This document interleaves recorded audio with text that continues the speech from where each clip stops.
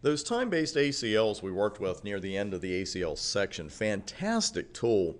The thing is though, if the routers involved don't have a synchronized time and don't have synchronized dates, then your ACL is unlikely to work as we had planned. Because what happened here, we had one router that was allowing telnet access Monday through Friday, 9 a.m. to 5 p.m. Beautiful thing.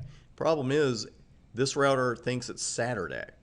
And if it's actually Tuesday and another router knows that, that router, if we're trying to telnet from there, says, hey, hey, it's Tuesday, 9 to 5, let me in.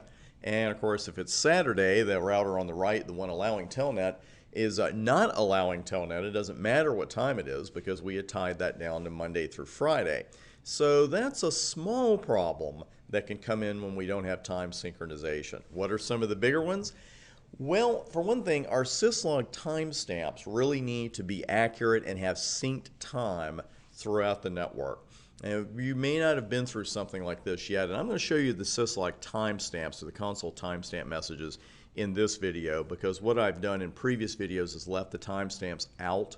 I turned them off because I wanted us to be able to concentrate on the message. The timestamps can get pretty long, but I'm going to run them in this particular video and you'll see exactly what I'm talking about. Because what we want, if you take the logs from two different routers and you're trying to compare, okay, this event happened on router 2, then this happened on router 3, well, you can do that if the time is synchronized. But again, if router 2 in that situation thinks it's 2 o'clock in the morning on Tuesday when such and such happened, and then router 3, it's Friday morning at 3 a.m., then you're going to have a lot of problem troubleshooting. It makes it a lot less frustrating. But on a more official manner, then sync time is critical for our digital certificate operation. They're not going to work unless the routers are synced. There are many other security and accounting features that rely on synchronized time throughout the network. So having synced time in our network is not a luxury, it is a necessity. And that's what the network time protocol is all about. It's a simple protocol, was developed decades ago with very few changes since then. And what it does, it allows us to specify time sources for our network devices, whether that time source be another device in our network, our internal network, say a router or a multi-layer switch, or it could be a time source outside of our network.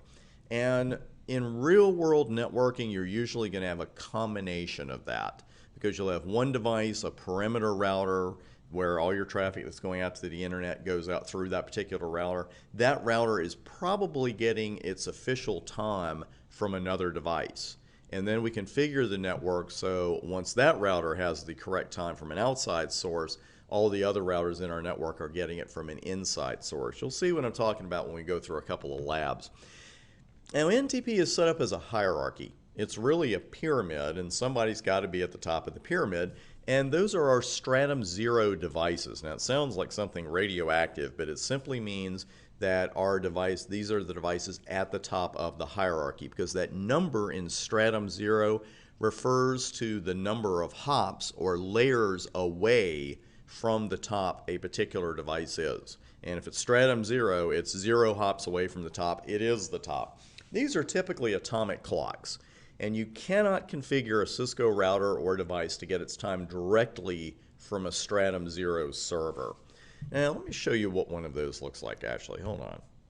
Now, these are not these are not stratum 0 clocks. These are just clocks. And, there's some attractive ones there, and, it's one of the classic alarm clocks, but these are not atomic clocks. This is an atomic clock.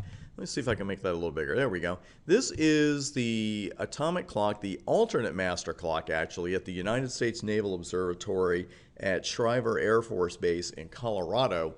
And this is actually an NTP Stratum 0 server. And this is the alternate master clock. You don't want to see what the real one looks like, or the main one. But I think you can see this has a little more horsepower than your average Cisco router or switch. So this is the kind of device we're talking about at the top of the NTP hierarchy.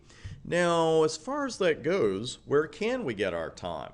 Well, again, I've got a reminder here. We're talking about the number in stratum being the number of hops away the device is from stratum 0. It is not an indicator of reliability. We're not saying that stratum 5 is twice as reliable as stratum 10, anything like that. It's simply the number of hops.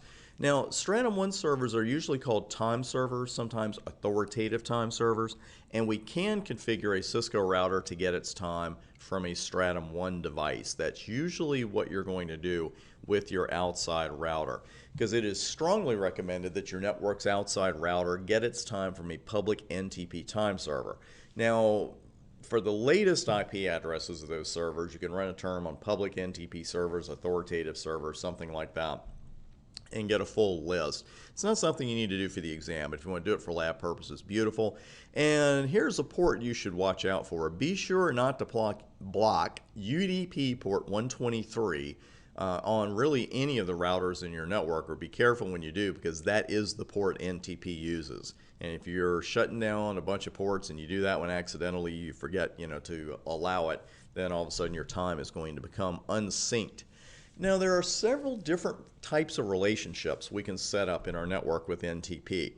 We can set up the classic server-client relationship, or we can make routers peers. We can make our devices peers. We can also depend on NTP broadcasts, where, say, the NTP server is just broadcasting the NTP messages and saying, hey, hope the right devices get these. And it's up to you and I, the network admins, to make sure that it happens. The first type of NTP relationship we're going to look at and then configure is a server-client relationship. It's exactly what you'd expect. The server gives the correct time to the clients. Not exactly rocket science there. Now, the clients take the time sync message from the server, they set their internal clock accordingly, and clients do not send NTP time sync messages back to the server. We're going to do a lab on that in just a moment, but just want to show you the NTP peer relationship. If we set one of these up, the two devices involved are sending NTP messages to each other. There's a fair exchange of ideas there, and either peer can send time sync messages to the other. So it looks a little something like this. First we had our NTP server in this illustration. It's a multi-layer switch. That is our master. That's the actual command. It sends the time to an NTP client. You can then make that client a peer of another router, and they're going to exchange two-way time sync messages.